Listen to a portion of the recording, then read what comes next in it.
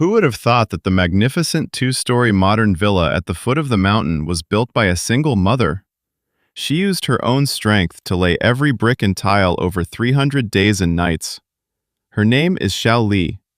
Behind her ordinary appearance lies a resilience that touches the heart.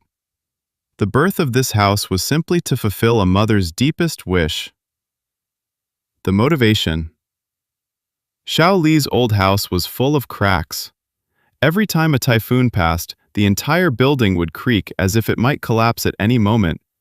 She raised her son alone, living a frugal but stable life.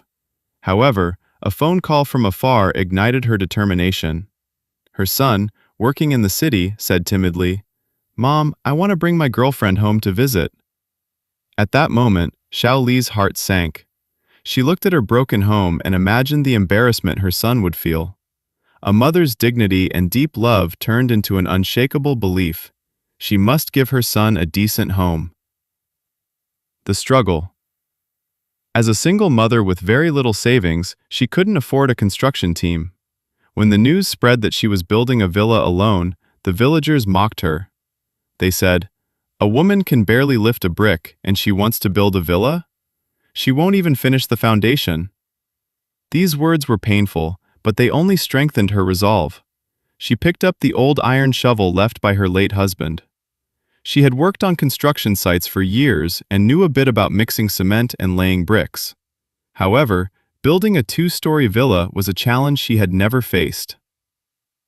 The hard work. Without professional blueprints, she drew her own designs under a lamp at night.